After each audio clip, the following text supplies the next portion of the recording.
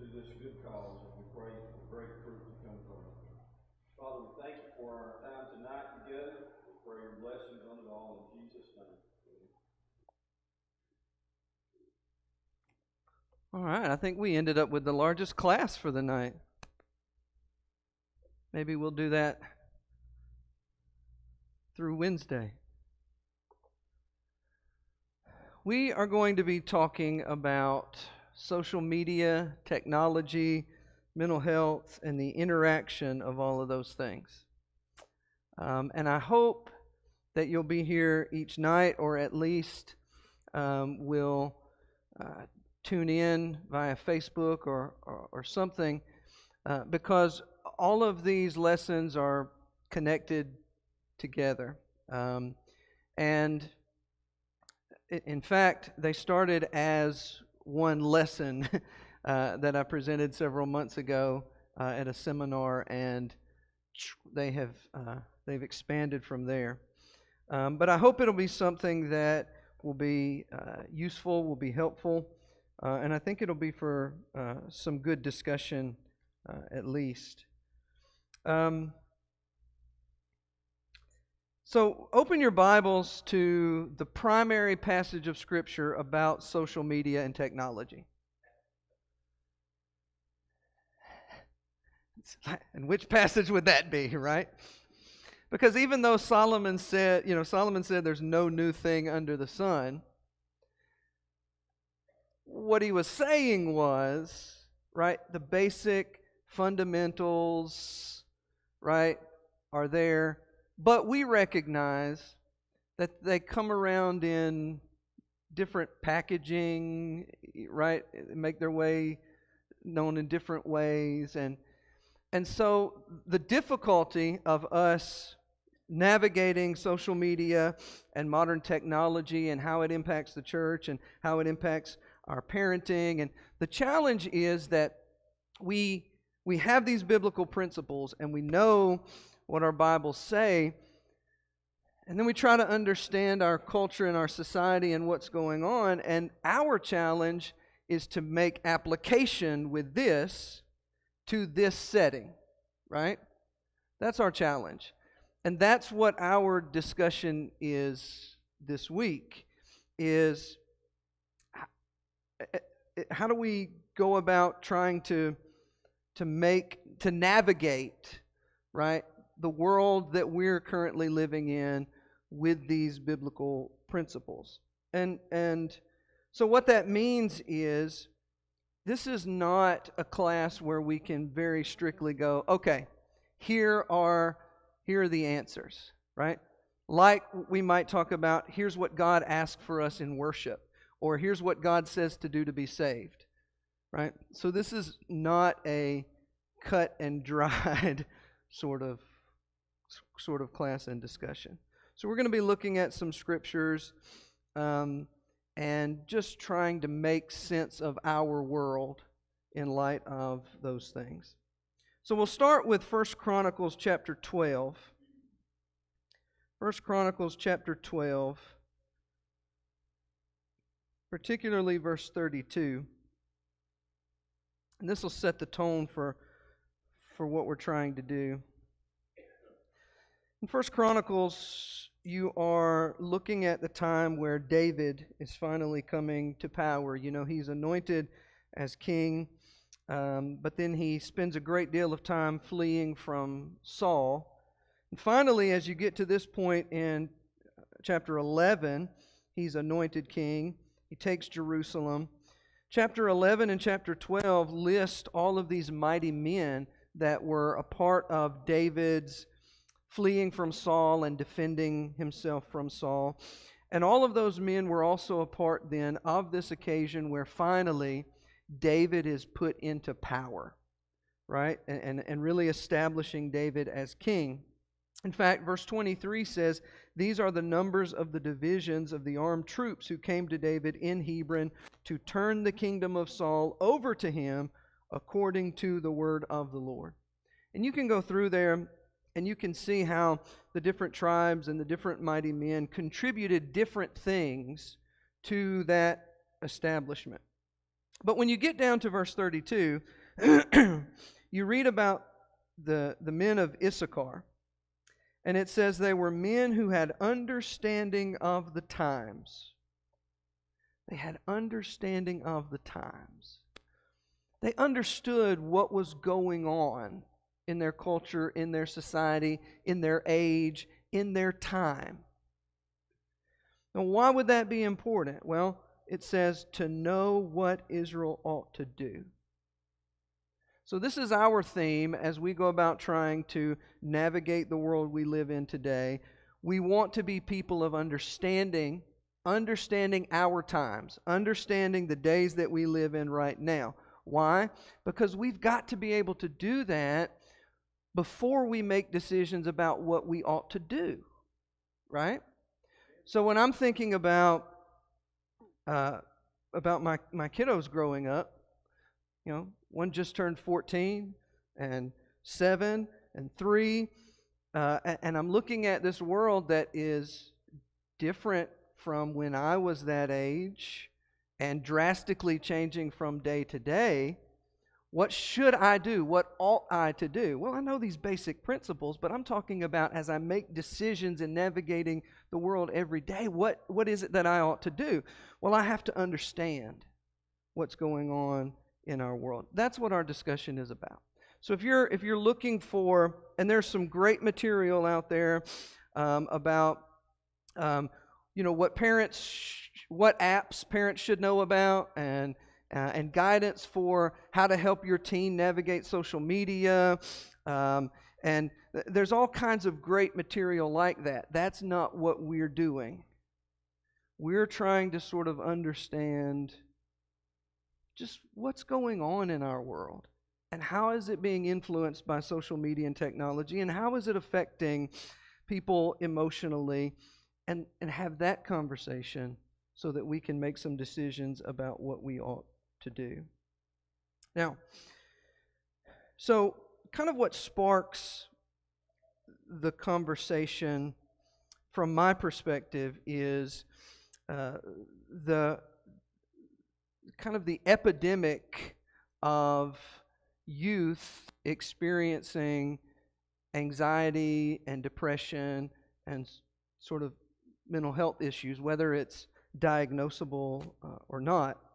And so as some of you know, I'm a licensed counselor who's primarily worked with youth, director at Child Haven now, where we deal with teenagers who've been abused and neglected.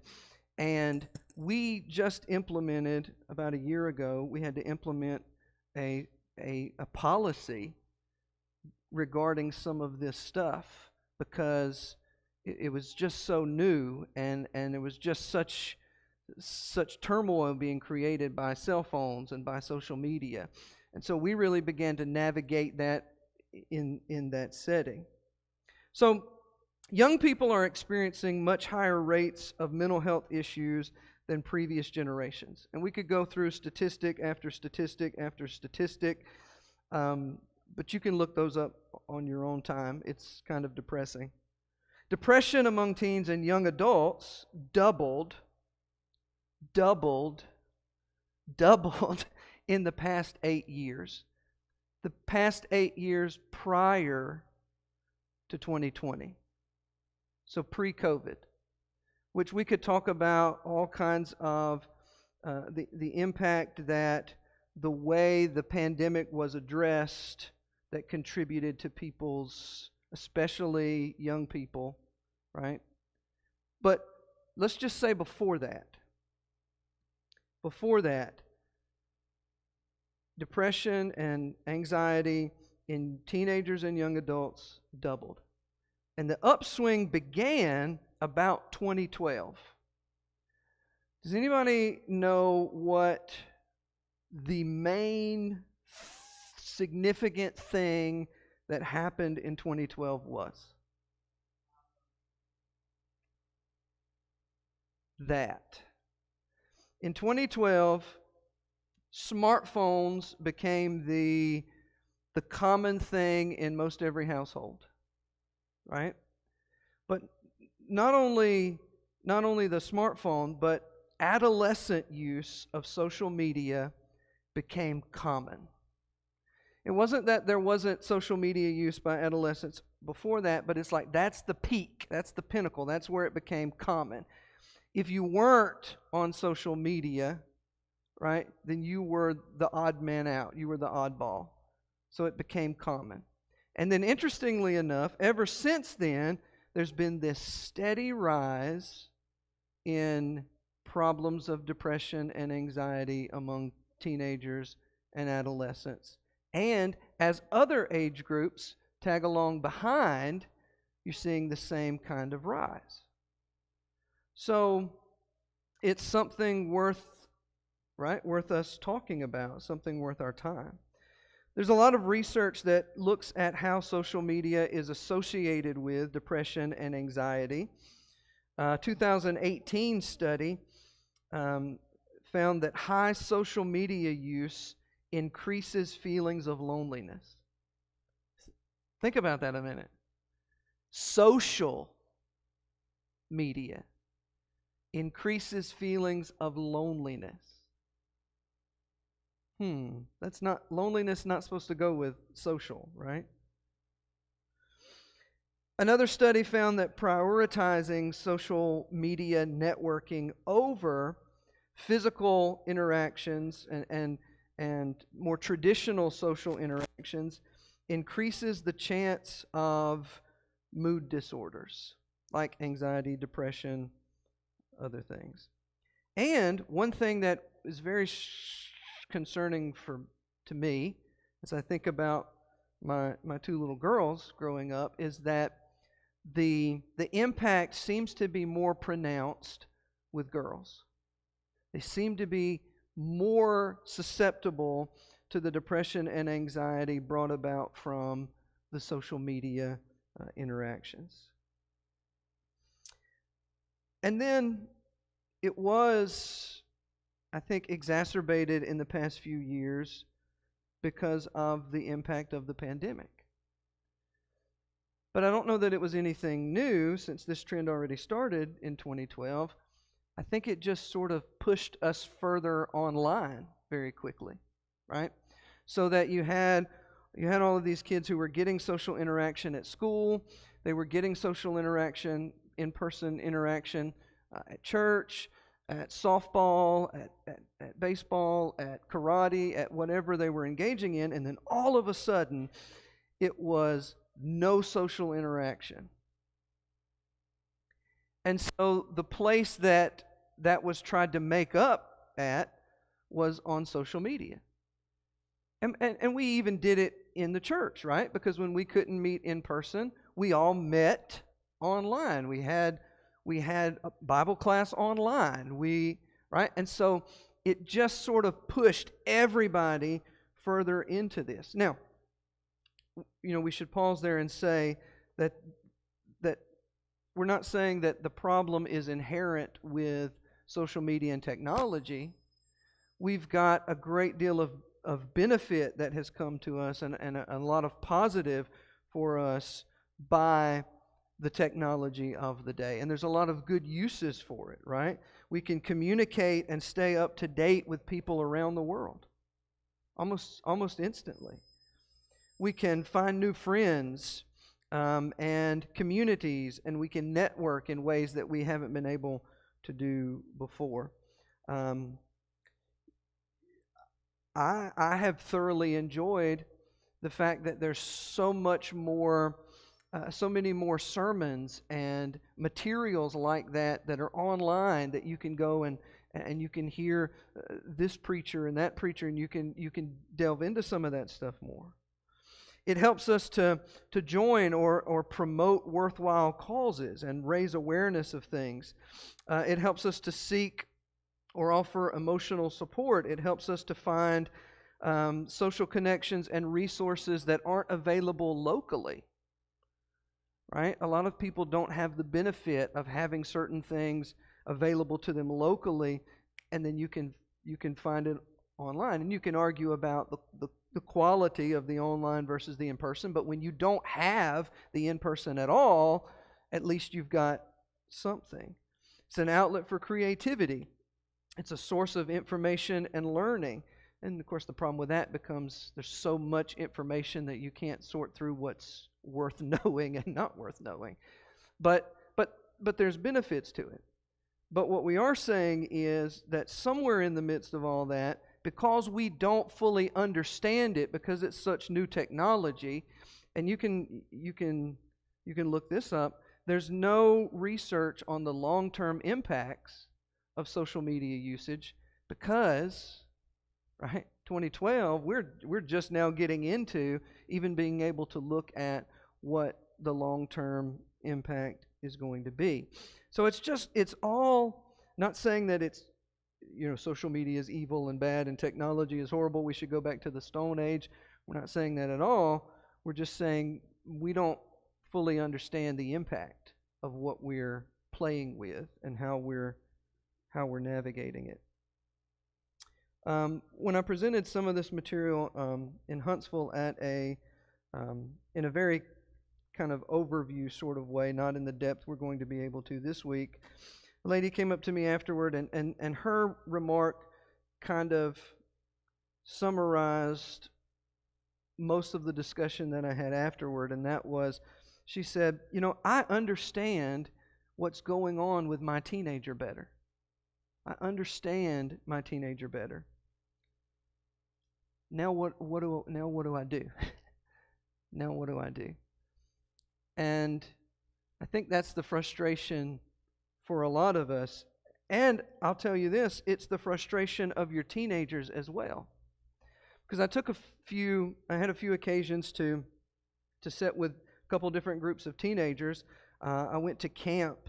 I was invited to camp one week to sit with a couple different groups. And so I just asked, there's a whole lot of discussion and concern about the mental health of young people nowadays. Can you guys help me understand what might be contributing to that?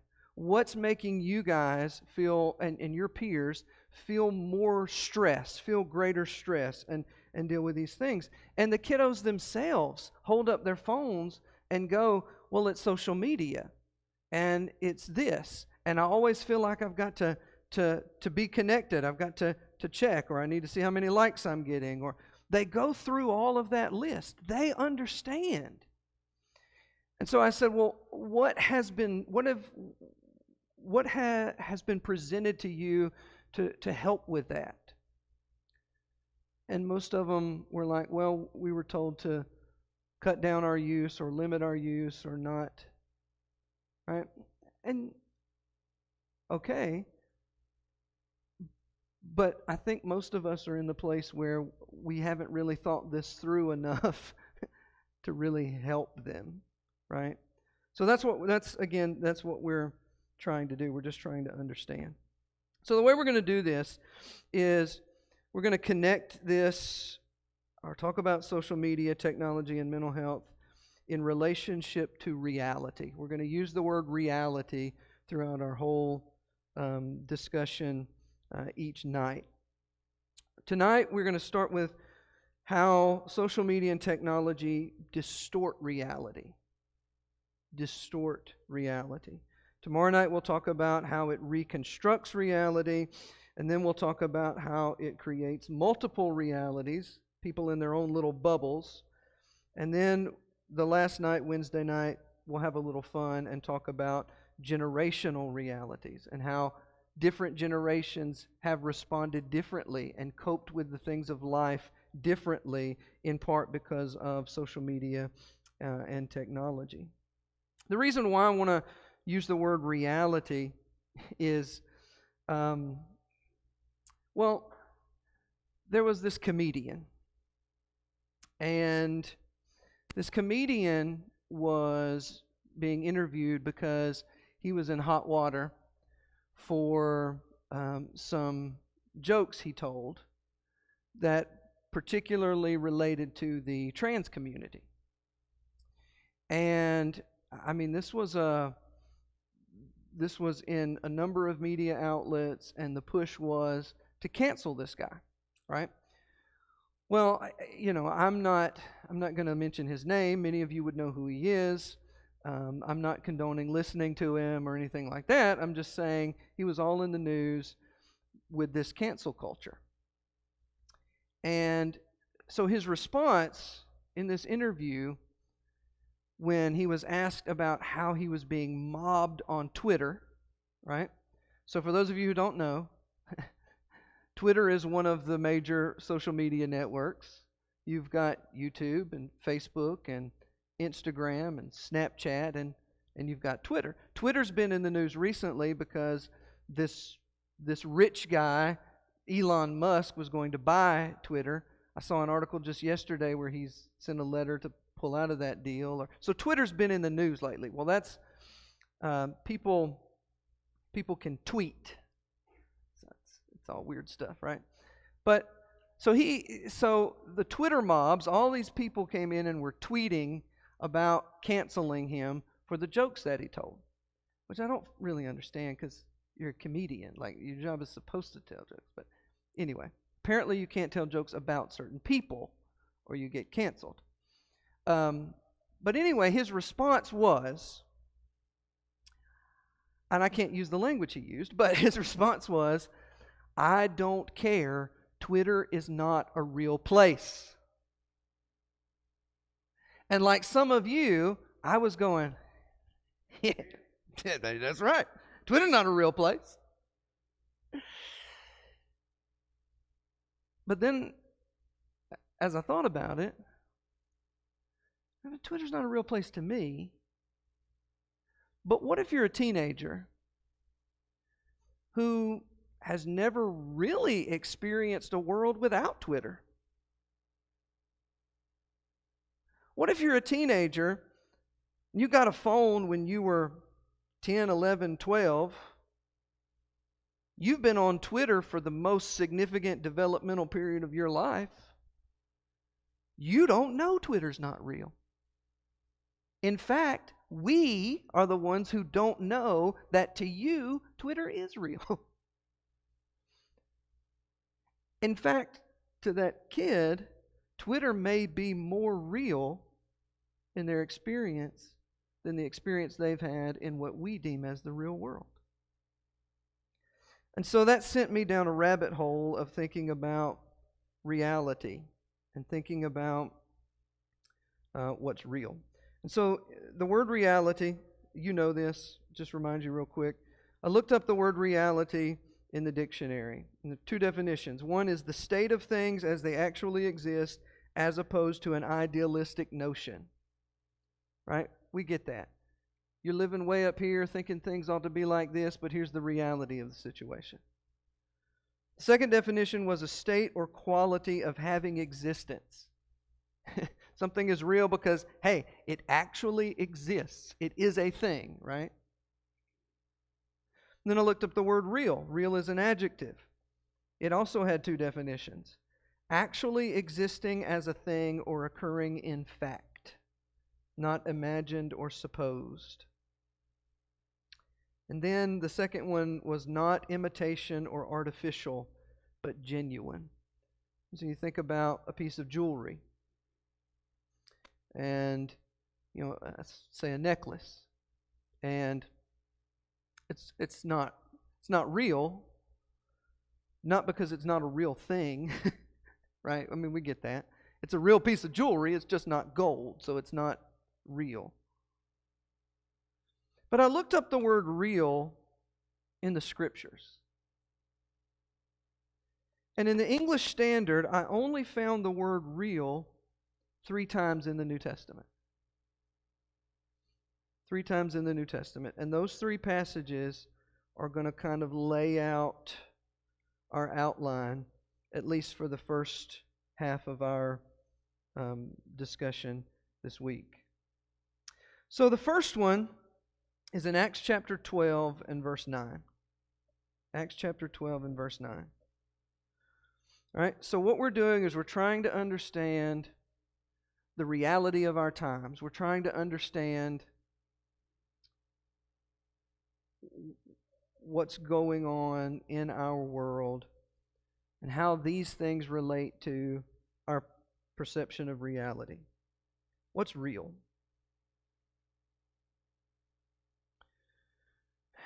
And so I told you the first thing is, and this is where we'll settle for a little while tonight, and I'll elicit some of your feedback.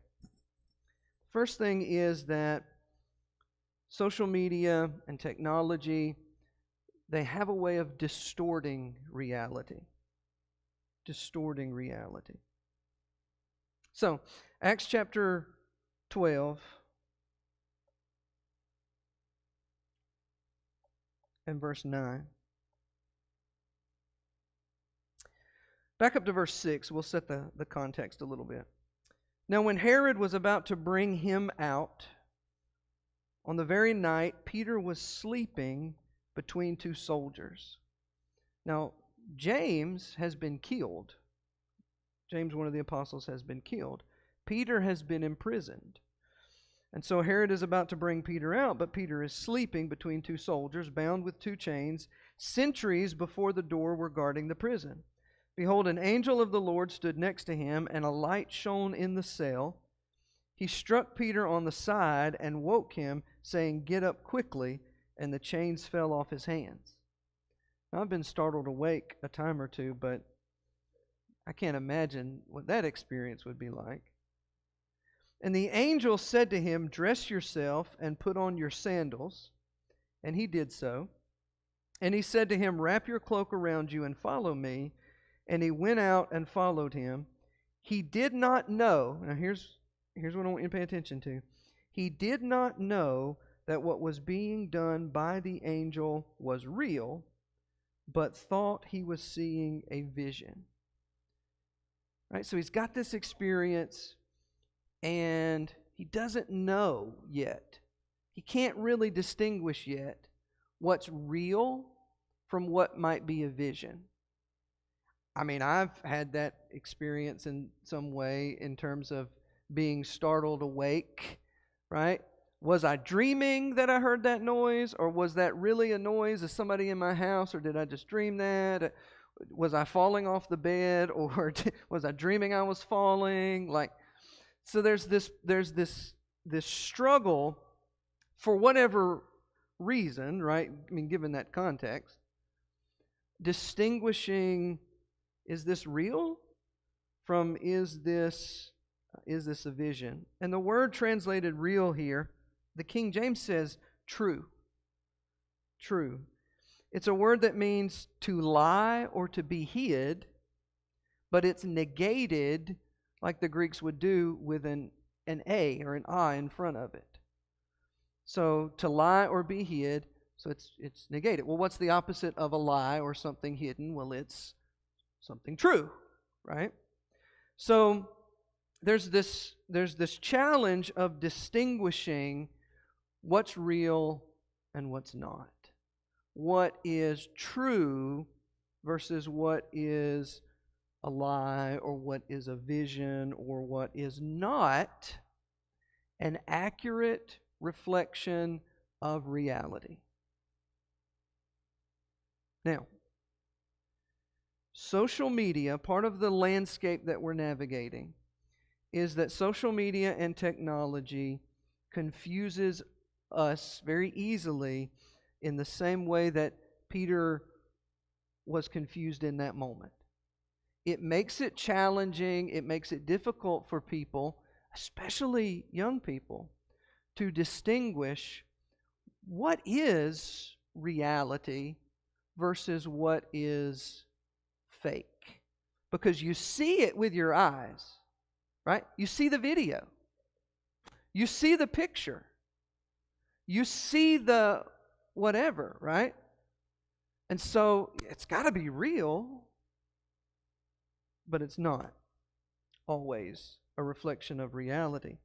And before we're too hard on the young people, we get caught up in it too, right? There's these things on here called filters, right? I know grown women who don't post any photos without certain filters on it. Now I don't care if you filter something, right? But let's not forget that we're filtering, right? let's not forget that when we see stuff, other people are filtering what's on there too. And so it becomes very difficult to see what's reality versus what's a vision, right? What's reality? What's a vision? I came across this little quote, and I jotted it down. Filters are fun, but they're also fake. Filters are fun, but they're also fake. And again, who cares that you use a filter? But think about all of the. Remember, we said that social media is impacting girls in the negative light far more than boys. Well, think about all of those teenage girls who are just sort of coming into womanhood, and they're just sort of figuring out what they wear and how they dress and becoming self-conscious because they're starting to like the boys, and they want to be pretty and they want to be attractive, and then they're constantly on social media and they see everybody through filters. And they look in a mirror and they don't look like that. Well, nobody looks like that. It's a filter. But they don't know that. That's not right? So you start to see very quickly that when reality gets distorted, there are these unrealistic expectations that are set up. And the problem with unrealistic expectations, you remember the expectations that some people had about Jesus, the coming Messiah?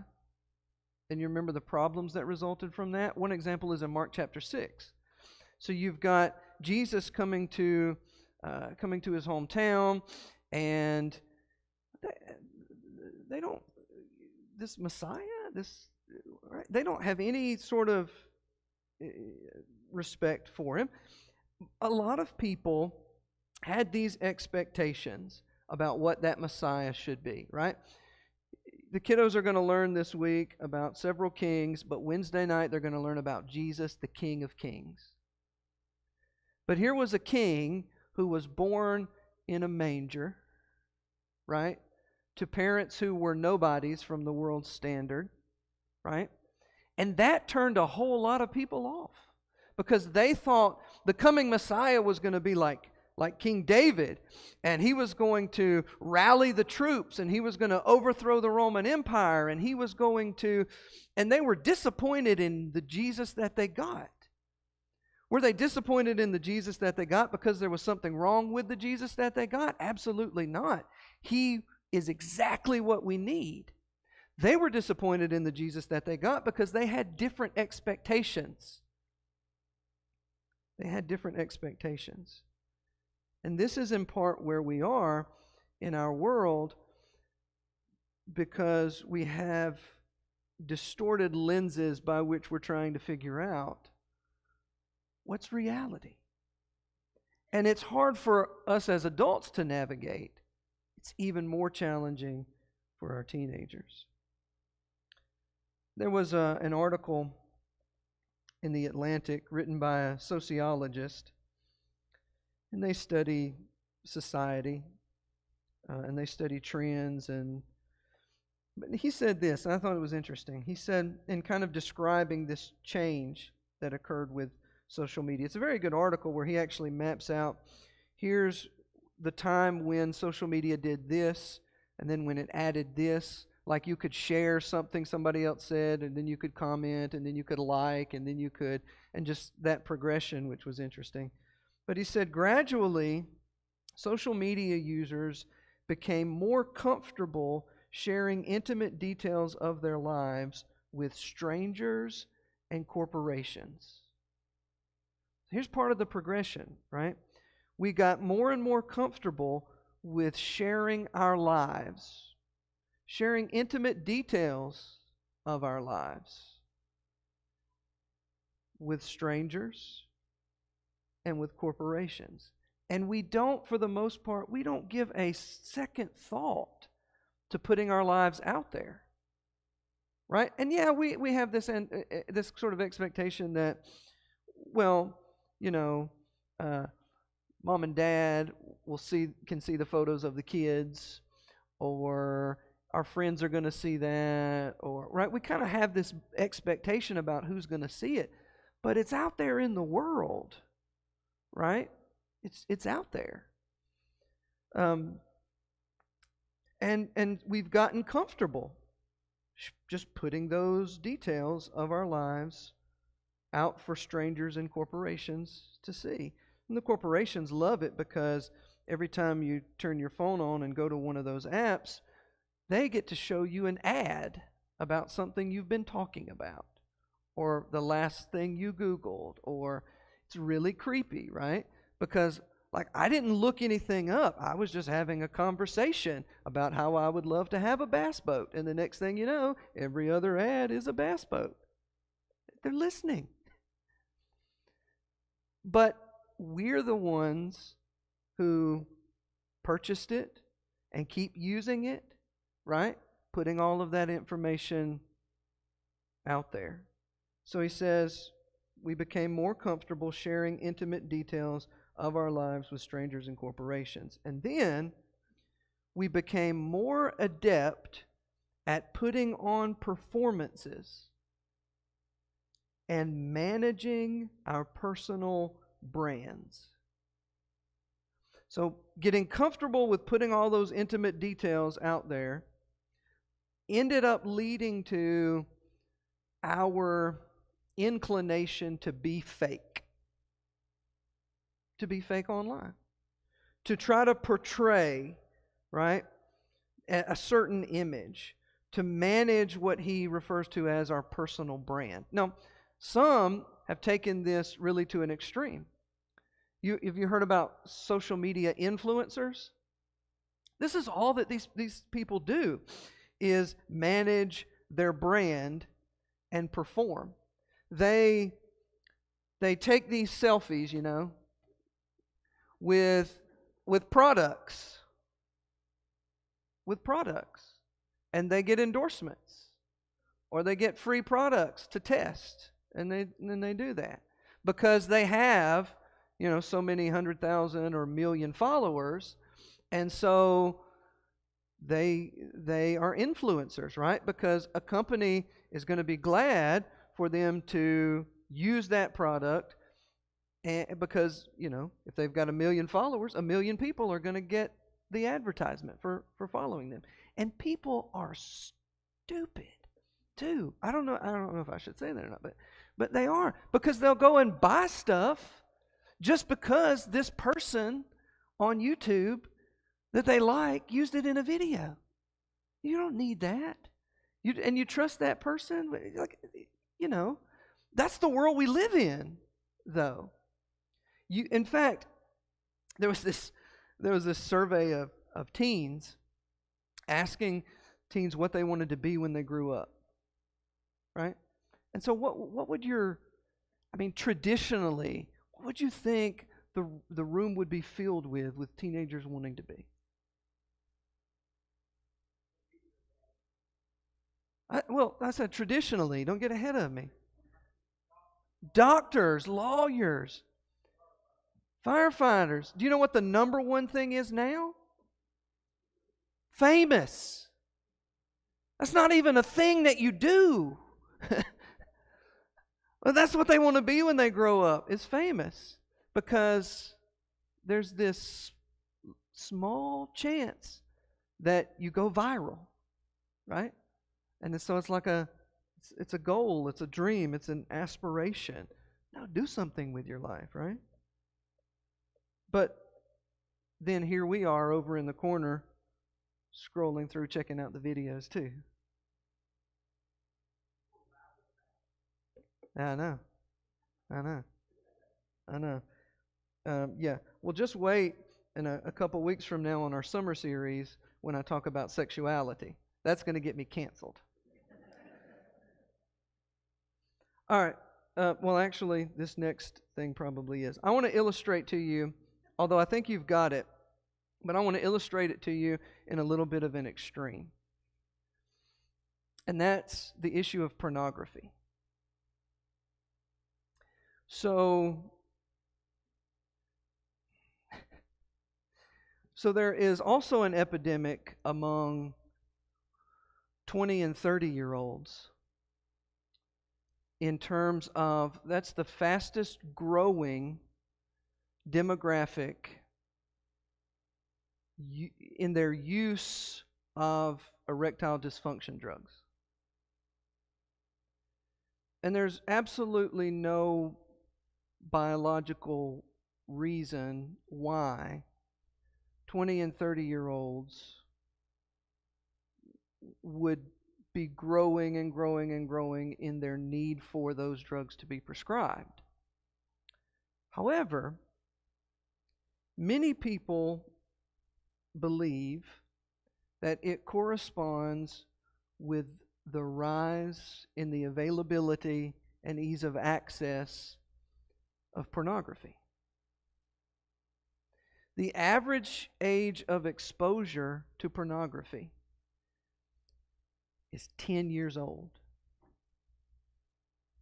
The average teenager has been exposed to pornography by the age of 10.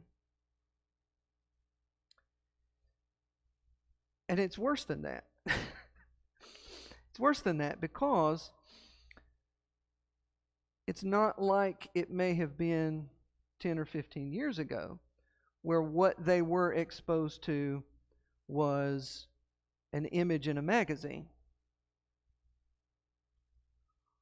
What they're very quickly and very easily being exposed to at 10 years old is graphic video. And it's not just nudity anymore. It is graphic videos of sexual acts. What happens when you have started seeing pornography at 10 years old before you go through puberty? What happens? Can you imagine how many... Look, even if you don't become addicted to pornography or whatever, if your first exposure is at 10, how much do you think you have seen by the time you get married at 25? What expectations then has that set for your relationship in a marriage? So people are saying, look, that is your issue with that demographic growing with the use of erectile dysfunction drugs. Because you get used to, because in the wiring of their brain going through puberty, right? You become wired to be attracted to those images. And then you're unable to function in a real relationship. So now that's an extreme example. But you say, what does that have to do with social media? Yeah, you're really going to love this. The most popular social media platform for teens is YouTube. And I know most of us don't think about YouTube as a social media platform because we love YouTube when we have a project, right? And so we look over there a how-to. It's pretty simple, right? It's really helpful. In fact, I didn't get to, I had this idea for these fans. Joe actually made them happen with the flames, but that's what I did on YouTube. I was Googling or YouTubing, how do you make fake fire? There's these videos. But on YouTube, teens will make videos and post them, and other teens will post in response to them, and they'll comment with each other, and it's in effect a social media site. I have counseled with a number of teens whose exposure to pornography started on YouTube. They say, that's not on YouTube. They screen that stuff. They erase those videos. Okay, yeah, they do. But do you know that there are 500 hours of video content uploaded to YouTube every minute? 500 hours uploaded to YouTube every minute. In fact, let me see if I still have that.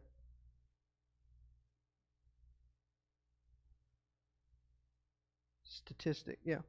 So that's 30,000 hours of video uploaded every hour. 720,000 hours of video uploaded every day. And it would take you 82 years to watch the amount of videos uploaded to YouTube in only an hour. So just in the time that we are in here in this class talking, there is enough video content uploaded just to YouTube that we could spend 82 years watching that hour of uploaded content. What does that have to do with this? Well, there is no way in the world all of that stuff is screened. There's just no way. And of course, it doesn't even particularly matter because it's at the touch of a button. It's right there. It's available. You can even see stuff on Facebook, Instagram. In fact, there is now this site called OnlyFans, and it is a social networking for you to be able to produce your own content and charge people, right, to be able to see it. And it is this thing you see stories all the time of moms, right, and this in trouble with the school board because they kicked their kids out of school because mom has an OnlyFans account. She's selling nude pictures, right? There's all this stuff, and it happens in social media. And in fact, there's a huge connection with sex trafficking and victims being contacted and enticed via social media. So there's all of this exposure, is what we're saying. But it's not just the pornography that distorts reality, but that's a good illustration of how it happens, right? We're bombarded with all of these things that are filtered, all of these things that are fake, all of these things that are performances and personal brands, and we as adults have a hard time sorting through it, and our kids have no chance of sorting through it because reality hasn't been laid out for them in the first place. There's the idea of trying to keep up. I mentioned the struggle of teenage girls, comparing themselves to one another. You look through social media and you think, this is what my life should look like. And what's reality versus what is a vision. There's also the idea of, so I mentioned the Twitter mob and this cancel culture. It can easily leave us with the impression that the whole world believes something different, right? Or that there's this certain idea that it's truly popular. But is it? So take, for example, the transgender ideology and an issue and movement or whatever you want to call it. So there was this documentary made, and some of our ladies watched it and talked about it. But what is a woman? And I was listening to a podcast, and the idea was they would interview some of these activists and some of these professionals who are talking about how, how people can, gender is fluid, and you might be a male and you can change your gender and all that nonsense. And That's going to get me canceled too. And one of the things they pointed out, though, is when they tried to interview just everyday people on the street, they didn't want to express an opinion. And what it seemed was that it wasn't that people agreed with it, it's that they were afraid to speak out against it because of how they are labeled as hateful, or you're attacked, right? If you speak out against some of this stuff, you're attacked. You are mobbed. You're canceled. But then it kind of makes me wonder, if the mob comes after you, right? How much of a reality is it that many people buy into that and believe that? And I wonder, I don't know that there's any way of us knowing, but the fact that hundreds of thousands of people seemingly can show up in a Twitter mob gives us the impression that there's so many people that believe it or buy into it. But I don't know if that's real or not. I don't know if that's the reality or not, because of how easy it is for anybody and everybody to jump on the social media bandwagon, the Twitter bandwagon. It's real easy for them to attack you and say things that people would never say to your face or never confront personally. So it blows some of that stuff up. And so speaking of that too, there was another sociologist who was talking about this, the transgender issue among teens, and even giving some other kind of extreme examples. And in fact, I talked to a lady and her husband who lived in Colorado for a while, and they were talking about the school system there, this particular school system that they had experience with. Let me clarify. And it was the case that there was a kid who identified as a cat. And the teacher could not tell this kid that you are not a cat. The teacher had to affirm.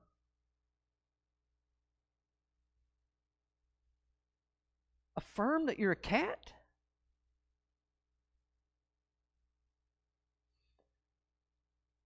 That's absolutely, utterly ridiculous. But it's happening in our world. What is it that makes young people, teenagers and young adults, susceptible to that kind of thing that we look at and we obviously go, that's ludicrous, that's ridiculous, you can't be a cat? How do I know that you're not a cat? Well, look at you. This is you, this is a cat, right? But what if reality to you has been the internet and social media, and you've been able to put forth whatever persona you wanted because you controlled what pictures you put forward, and you controlled who you were on social media, and or in gaming even, you got to create your avatar. And that's the person, that's the being that you used to interact with everybody else. And then you're in reality, but you're unable to distinguish between what's real and what's a vision. And this sociologist says it makes sense.